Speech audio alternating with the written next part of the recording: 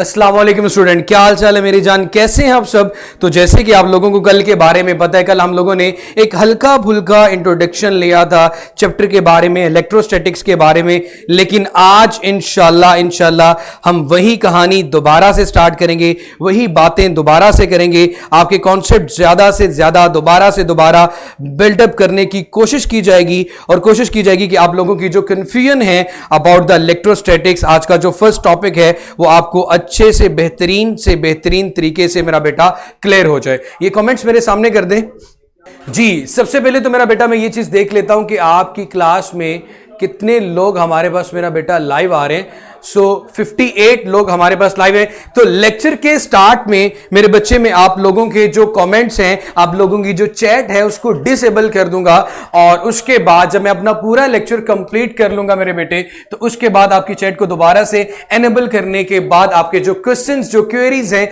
उनका बात की जाएगी। तो मेरे बेटे हमारे चैप्टर का नाम है जनाब इलेक्ट्रोस्टैटिक्स। सो मेरे बच्चे सबसे पहले हम लोग, मैं दोबारा से वही चीज जो कल बताई थी, the study of charges at rest is called electrostatic. अब मेरे बेटे जहां पे जितने भी लोग हैं इस बात को जरा कान खोल के सुन लीजिएगा। मैं चैप्टर नंबर 12 इलेक्ट्रोस्टैटिक्स की बात कर रहा हूं और ये हमारी फिजिक्स सेकेंड ईयर है। आप कोई भी मनगढ़ंत कहानी लेके आ जाते हो, सर इसका क्वेश्चन का आंसर क्या होगा मेरा बेटा, वो स्पेसिफिक क्लास में पूछा जाएगा। But during this lecture you have to concentrate on electrostatic second year की फिजिक्स। जो टॉपिक चल रहा है मेरा बेटा, उस टॉपिक के ऊपर आप लोगों का ध्यान होना चाहिए। अब आप लोगों ने, मैं बात करता जाऊंगा, सुनते जाना है। अब आप लोगों की जो चैट है उसको मैं डिसेबल करने जा रहा हूं। या हम ये कहते हैं कि मैटर में दूसरी चीज जो कि चार्ज है या मैस है या चार्ज है। मैसेज के बारे में न्यूटन्स लॉ ऑफ ग्रेविटेशन दे दिया गया था। चार्जेस, अब किस चीज को चार्ज का नाम देते हैं मेरा बेटा, जब आपके पास, अब बड़े अच्छे से ये चीज पढ़ चुके हैं केमिस्ट्री के अंदर भी, 9th 10th में भी, gain or lose the electron. तो दो तरह का चार्ज, प्रोटॉन जिसके ऊपर पॉजिटिव चार्ज, इलेक्ट्रॉन जिसके ऊपर नेगेटिव चार्ज होता है, इसकी बात की जाती है। अब ये कहानी स्टार्ट कैसे हुई थी, ये कहानी आपके पास बड़ी, अगर मतलब डेप्थ में चले जाओ तो ये स्टोरी स्टार्ट होती मेरा बेटा अंबर से। अब अंबर किसे कहा जाता है, आसमानी बिजली गिरती है एक दरख्त के ऊपर और उसके बाद वो एक अजीब सी शेप ले लेती है, जिसको जब किसी दूसरी चीज के साथ रब किया जाता है उसको अंबर कहते हैं। कुछ सालों के बाद उसको जब रब किया गया सिल्क के साथ, तो वहां पे मेरा बेटा क्या प्रोड्यूस हुआ, चार्ज प्रोड्यूस हुआ। ये स्टोरी किसी दिन फिर सुनाऊंगा। अब मेरा बेटा यहां से सिर्फ इतनी चीज कि आपके पास चार्ज के बारे में बात कर रहे थे मेरे बेटे। So objects can be charge, object को चार्ज किया जा सकता है। मैं सिर्फ कूलम्स लॉ से जाने से पहले सिर्फ इतनी चीज बता रहा हूं कि मैस ट्रांसफरेबल नहीं होता, बट चार्ज को हम ट्रांसफर कर सकते हैं। इसकी बात करें और इससे रेलिवेंट टॉपिक के ऊपर बात ही करेंगे। मैसेज के दरमियान अट्रैक्शन की बात न्यूटन्स लॉ ऑफ ग्रेविटेशन ने लॉ दे दिया था। आज हम कूलम्स लॉ की बात करेंगे जो कि हमें बताएगा चार्जेस के दरमियान फोर्स ऑफ अट्रैक्शन और फोर्स ऑफ रिपल्शन के बारे में। अब मेरा बेटा अब जरा ध्यान से सुनिएगा, पर मैंने ये बात की कि चार्ज कैसे कैसे पैदा किया जा सकता है। So charge can be produced by, charge को प्रोड्यूस किया जा सकता है, charge can be produced by, first point मैं लिख लेता हूं मेरा बेटा, फ्रिक्शन। जब दो चीजों को आपस में रब किया जाता है तो मेरा बेटा चार्ज प्रोड्यूस होता है। सेकेंड वन आपके पास आ गया इलेक्ट्रोस्टैटिक इंडक्शन, इलेक्ट्रोस्टैटिक इंडक्शन। इसके एग्जांपल भी मैं साथ साथ बताता जाऊंगा। और एक लास्ट वन आपके पास जो कॉन्सेप्ट आता है चार्ज को प्रोड्यूस करने का, वो मेरा बेटा आपके पास है कंडक्शन। अब इन बातों का मतलब क्या है कि चार्ज कैसे प्रोड्यूस किया जाता है, जैसे कि मैं बाल पर कंघी करूं तो बार बार रब करने से, रगड़ खाने से बालों, कंघे के अंदर, कॉम्ब के अंदर चार्ज प्रोड्यूस हो जाएगा फ्रिक्शन की वजह से। जब आप अपने कंघे को बालों के करीब लेके जाएंगे तो उनके दरमियान अट्रैक्शन या रिपल्शन आपको शो होगी।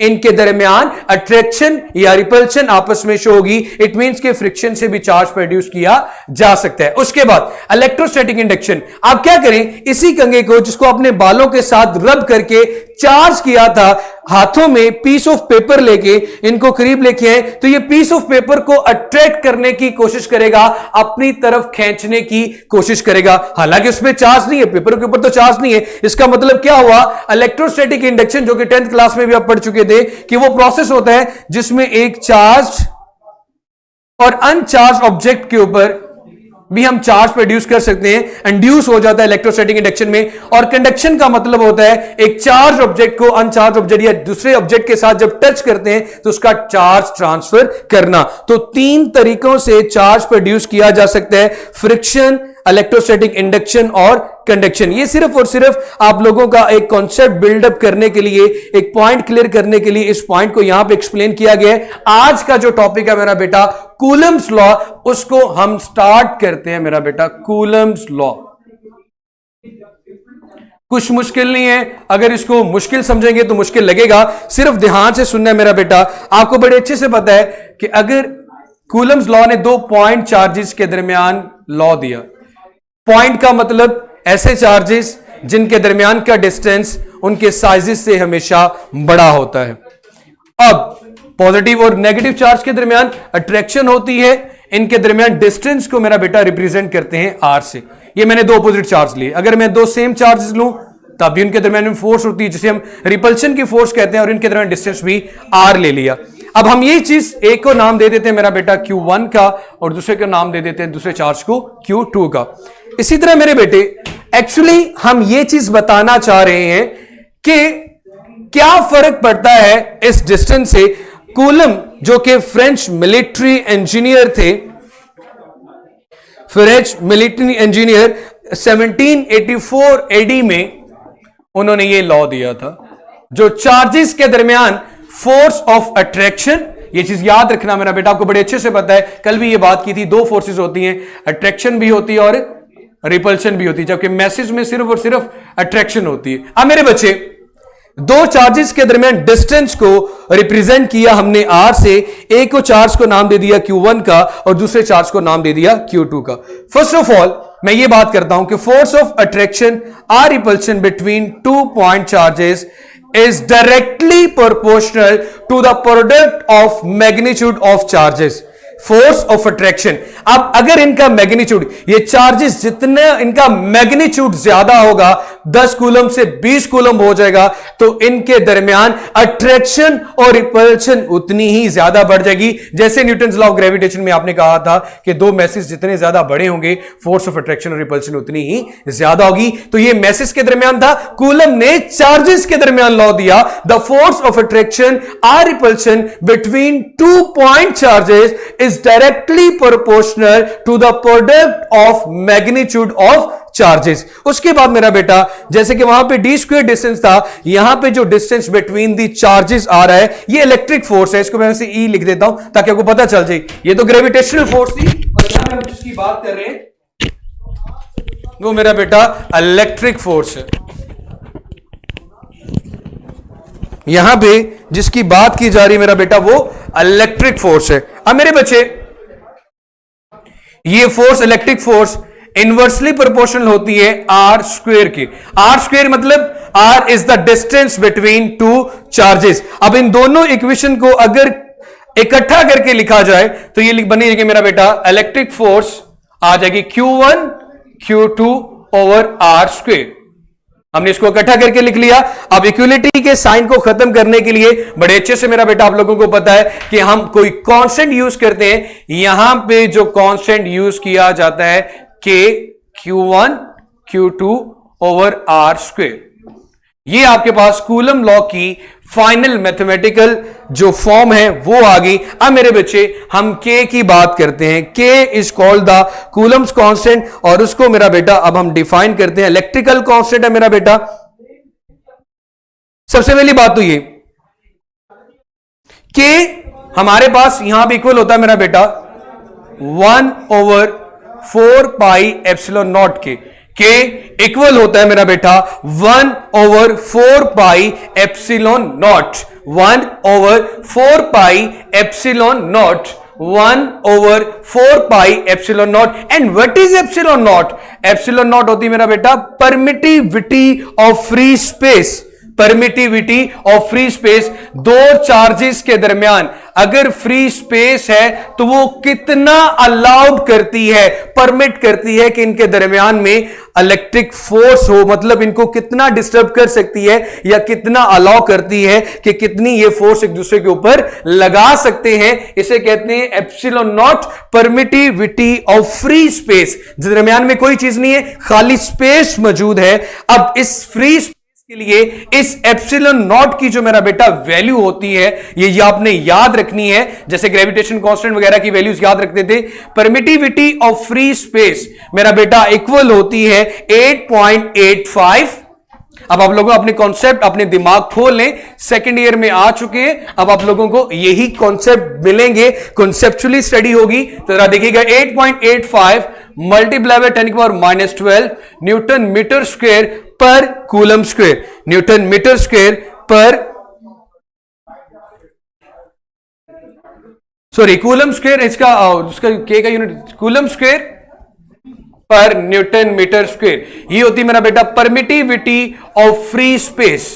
फॉर फ्री स्पेस इसकी वैल्यू क्या होती है 8.85। जब इस वैल्यू को यहां पे पुट किया जाता है के के अंदर, तो ये वैल्यू हमारे पास इक्वल बनती है 9 multiply by 10⁹ newton metre square पर कूलम स्क्वायर।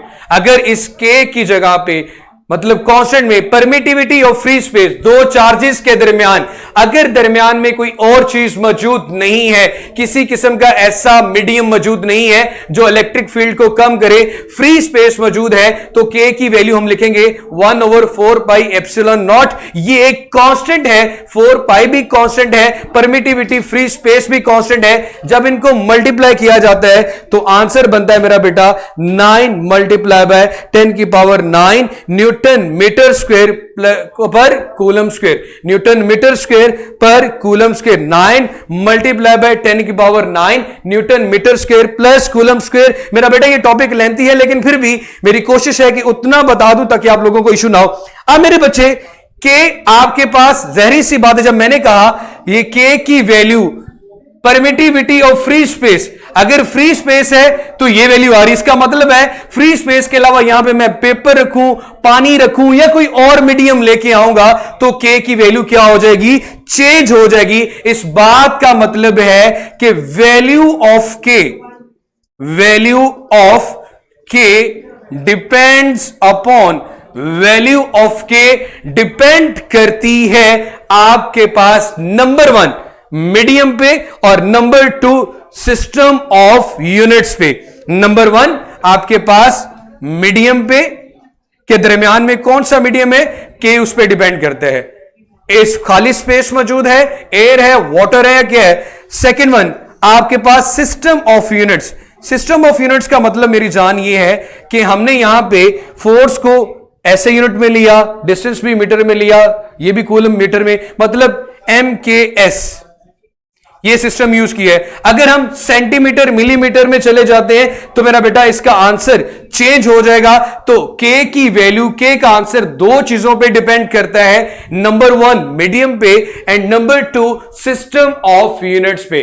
नंबर 1 मीडियम पे एंड नंबर 2 की बात करें मेरा बेटा सिस्टम ऑफ यूनिट्स पे। मैं दोबारा से इस चीज को पहले यहां तक रिवाइज करता हूं, जिन लोगों ने नहीं सुना मेरी जान इसको दोबारा से एक दफा गौर से जरूर सुनिएगा कि हम यहां पे अब क्या बात करने जा रहे हैं। मेरे बच्चे हमने कहा दो चार्जेस, कूलम ने एक्चुअली ये लॉ दिया था, 2 पॉइंट चार्जेस अगर पॉजिटिव नेगेटिव हो या दोनों पॉजिटिव हो उनके दरमियान जो डिस्टेंस आर है, फोर्स इलेक्ट्रिक फोर्स जो कि म्यूचुअल फोर्स होती है, अट्रैक्शन भी हो सकती है, रिपल्शन, वो डिपेंड करती है मैग्नीट्यूड ऑफ चार्जेस पे, डायरेक्टली प्रोपोर्शनल होती है। जितना ज्यादा मैग्नीट्यूड होगा इलेक्ट्रिक फोर्स की वैल्यू भी उतनी ही ज्यादा होगी, एंड इनवर्सली प्रोपोर्शनल होती है square of the distance between the charges. अगर इन दोनों इक्वेशंस को कंबाइन करके लिखा जाए तो ये बनती है मेरा बेटा आपके पास FE directly proportional to Q1 Q2 over R square. अब मेरे बच्चे जब हम दरमियान में इक्वलिटी का साइन लाते तो के आ जाता है, एंड के आपके पास यहां पे कूलम्स कांस्टेंट है। अब मेरा बेटा अब हम के की बात करें, इस कांस्टेंट प्रोपोर्शनैलिटी की वैल्यू डिपेंड किस पे करती है? मीडियम पे और सिस्टम ऑफ यूनिट्स पे। क्यों? क्योंकि epsilon not is called the permittivity of free space, कि फ्री स्पेस कितना परमिट करती है इलेक्ट्रिक फील्ड को। अगर इसके अलावा कोई, देखो अगर फ्री स्पेस है तो के में एप्सिलॉन नॉट की जगह पे ये वैल्यू आ जाएगी। अगर कोई और होता है तो जाहिर सी बात है फिर उसकी वैल्यू पुट होगी। तो मेरा बेटा वैल्यू ऑफ के डिपेंड कर रही है, यहां से ये चीज पता चल रही, एक मीडियम पे और दूसरा सिस्टम ऑफ यूनिट्स पे। अब मेरा बेटा अगर मैं इस फॉर्म को और ज्यादा सिंप्लीफाइड तरीके में लिखना चाहूं, जैसे कि ये हमारे पास आ रही थी F इक्वल टू के की जगह पे अगर आप लोग पुट करते हैं 1/4 पाई एप्सिलॉन नॉट, तो ये फॉर्म ऐसे भी बनेगी Q1 Q2 over are square. तो यहां तक मेरे बच्चे आज हम लोगों ने कूलम्स लॉ को हाफ स्टडी कर लिया पेज नंबर 2 तक। अगर आप पेज नंबर 2 पे आए तो आपको यहां तक किसी किस्म का कोई एक ऐसा पॉइंट नहीं मिलेगा जिस लाइन को, जिस पॉइंट को मैंने मिस किया हो। अब मेरे बच्चे इस बोर्ड का अगर आप स्क्रीनशॉट ले लेंगे तो आपके लिए वैल्यूज याद करना, आपके लिए टॉपिक को याद करना बहुत बहुत आसान हो जाएगा। जो लोग न्यू है मेरा बेटा उनके लिए अगेन रिक्वेस्ट कि आपने फॉलो अप करना है ताकि आपको सारी चीजें मेरी जो प्रोफाइल उससे मिल जाए और अपने लेक्चर का फीडबैक भी जरूर देते रहना है। अब मेरे बच्चे मैं ये करता हूं कि मैं आप लोगों के जो चैट है उसको एनेबल कर देता हूं ताकि यहां तक अगर आपकी किसी किस्म की कोई क्वेरी है relevant to the Coulomb's law, again मैं बात करूं मेरा बेटा, अभी मैंने इसकी वेक्टर फॉर्म की बात नहीं की, अभी मैंने दो ऑब्जेक्ट्स के दरमियान डिफरेंट डायरेक्शन की बात नहीं की, अभी मैंने अगर कोई फ्री स्पेस के अलावा कोई और मीडियम आता है तो फोर्स पर क्या फर्क पड़ता है, ये 3 पॉइंट्स मैंने कल पे छोड़े हुए हैं, कल इसके बारे में बात करेंगे। जो चीज मेरा बेटा मैंने यहां तक समझाई है इसमें मेरे बच्चे आपने कोई क्वेश्चन पूछना है तो पूछ सकते हैं। मैं आप लोगों की चैट अब एनेबल कर देता हूं। एमकेएस मेरा बेटा क्या होता है? मैस मीटर, डिस्टेंस मीटर में लिया जाए, मैस किलोग्राम, जो मैस है किलोग्राम में लिया जाए, टाइम सेकंड में। एक्चुअली सिस्टम ऑफ यूनिट्स आपने ऐसे ही पढ़ा हुआ है अपनी बुक में। एक्चुअली क्या होता है? एमकेएस, एमकेएस के बाद आया सीजीएस, सीजीएस के बाद आया एफपीएस, एफपीएस के बाद आया एसआई। 4 सिस्टम ऑफ यूनिट्स और फाइनली हम जिसमें डील करते हैं वो एसआई यूनिट है। एमकेएस का मतलब ऐसे होता है मेरा बेटा, एमकेएस मैस को, जिसमें आपके पास डिस्टेंस को मीटर में लिया जाए, लेंथ को, मैस को केजी में लिया जाए और टाइम को सेकंड में लिया जाए, इसको एमकेएस कहते हैं। मतलब अब हमारे पास जहां पे डिस्टेंस में मीटर में बात की गई थी, फोर्स की न्यूटन में बात की थी, यूनिट में, अगर मैं मीटर की जगह पे सेंटीमीटर ले आता हूं तो जाहिर सी बात है यहां पे कन्वर्ट करते हुए वैल्यूज में चेंज आ जाएगा। और एक और चीज मेरा बेटा, मैं चैट को एनेबल करने से पहले टू बी वेरी ऑनेस्ट ये चीज क्लियर कर दूं, जो लोग न्यू है, you are in the classroom और सामने खड़े होने वाला जो बंदा है वो आप लोगों का टीचर होता है। सर जी कूलम ने अकॉर्डिंगली डिस्कवर की थी, फिर ये इस तरह का कोई एक्सपेरिमेंट हुआ था जिसकी वजह से उन्हें दिखाई दिया। ये एक्सपेरिमेंट क्या मेरा बेटा? लाइटनिंग फ्लैश, 2 चार्जेस के दरमियान मैग्नीट्यूड, ये सारी क्वांटिटेटिव वैल्यू। इससे पहले ये कहा जाता था मेरा बेटा मोहम्मद साहब कि आपके पास मेरे बच्चे के की वैल्यू, मेरा बेटा मुझे इस बात का नहीं पता कि वो मिलिट्री मैन था, मिलिट्री इंजीनियर था, ठीक है, और जहरी सी बात उन्होंने कोई एक्सपेरिमेंट परफॉर्म किया। हाँ, इसके पीछे इसकी बायोग्राफी क्या है उसके बारे में मुझे अंदाजा नहीं है। इस यहां तक जो कुछ पूछना है मेरा बेटा वो पूछें। हाउ ही स्टार्टेड, पैदा कैसे हुआ, किस तरह हुआ, बड़ा कैसे हुआ, क्यों सोचा, कैसे सोचा, इसके बारे में ना तो बुक में लिखा है और ना ही मैंने उनके बारे में इतना डीपली जाके पढ़ा है। जी मेरे बेटे, यहां तक मेरे बच्चे आप लोगों ने इवन के जब लेक्चर खत्म हो रहा होता है तो आपने क्लियर हा का कॉन्सेप्ट या क्लियर हा का जो कमेंट है वो लिखना होता है। हाँ, अंबर के बारे में मेरा बेटा पढ़िएगा। बस ये बात की जाती है कि पौधे से एक छोटा सा ड्रॉपलेट गिरा, उसने एक खास शेप ले ली कुछ सालों बाद जिसको अंबर कहा गया। उस अंबर को जब एक रब किया गया सिल्क के साथ, वहां पे चार्ज प्रोड्यूस हुआ। ये बहुत पुरानी कहानी है जहां पे स्टोरी एक्चुअली स्टार्ट हुई थी चार्ज की, एम्बर। ये मैंने भी कुछ जगह पे पढ़ा तो मैंने कहा थोड़ा हल्का सा आपको इंट्रोडक्शन दे दूं। एप्सिलॉन नॉट वाला क्वेश्चन मेरा बेटा, मैंने कहा था epsilon not permittivity of free space है कि अगर दो चार्जेस के दरमियान फ्री स्पेस है तो के एक्चुअली होता है 1/4 बाई एप्सिलॉन नॉट के इक्वल। तो यहां पे एप्सिलॉन नॉट की वैल्यू फ्री स्पेस के लिए ये आएगी। इसके अलावा कोई और डाइलेक्ट्रिक आ जाता है तो उसके वक्त हमारे पास इलेक्ट्रिक फील्ड, जब भी कोई चीज फ्री स्पेस के अलावा, इस फ्री स्पेस के अलावा अगर दो चार्जेस के दरमियान कोई भी चीज आएगी वो इलेक्ट्रिक फोर्स को कम कर देगी। कितना कम करेगी वो कांस्टेंट की वैल्यू कल हम देखेंगे। ये बात मैंने कल भी की थी मेरा बेटा, अभी भी कह रहा हूं कि इसके बारे में कल करेंगे। के की वैल्यू बेटा डिपेंड करती है मीडियम पे कि दो चार्जेस के दरमियान एयर है, पानी है, क्या है, और दूसरा कि उसको किस सिस्टम ऑफ यूनिट्स में एक्सप्लेन किया गया है, कि उसकी लेंथ किस सिस्टम यूनिट में ली गई है। हमारे पास यहां पे जो वैल्यू आ रही है वो मेरे बच्चे मीटर में आ रही है, न्यूटन में आ रही है, कूलम स्क्वायर में आ रही है, मतलब ऐसा यूनिट ऑफ सिस्टम यूज किया गया है जिसकी वजह से हमारे पास ये आंसर आ रहा है। इसके अलावा कोई और यूज करेंगे मेरा बेटा, it is called the constant permittivity of free space. एक कांस्टेंट है जिसको हमने मेरा बेटा, जैसे कि स्पीड ऑफ लाइट 3 × 10⁸ मीटर पर सेकेंड रिफ्लेक्टिव इंडेक्स लेते हैं, उसको स्टैंडर्ड मानते हैं। एंड अगेन वही चीज, imagination is more important than knowledge. और इसकी वैल्यू आपके पास 8.85 × 10⁻⁻12 है फ्री स्पेस के लिए। और अगर इसको के अंदर पुट करते तो ये बनता है 9 × 10⁻9 मीटर स्क्वायर पर। जब ये हमारे पास दो स्टैंडर्ड्स आ जाएंगे उसके बाद मेरा बेटा ये कांस्टेंट निकाल लेंगे, ये कांस्टेंट कैसे कैलकुलेट किया जाता है। बेटा दो चार्जेस के दरमियान में कुछ नहीं पड़ा हुआ तो फ्री स्पेस है, तो वहां पे जो के की वैल्यू न्यूमेरिकल सॉल्व करते लगाएंगे वो 9 × 10⁻9 लगाएंगे। हाफिज साहब बेटा टेबल 2.1 मैं दोबारा से ये चीज मेरे बच्चे रिपीट कर रहा हूं कि मैंने अभी आप लोगों को स्टिल पेज नंबर 2 तक पढ़ाया है। जब मैं कल पेज नंबर 3 की बात करूंगा, जब मैं पेज नंबर 3 की बात करूंगा तो मेरा बेटा मैं आप लोगों को ये चीज बता दूंगा ये वैल्यूज कैसे आई और कैसे कैलकुलेट की। ये मैंने शुरू में भी चीज बता दी थी, फिर भी इसको हमको समझ नहीं आती।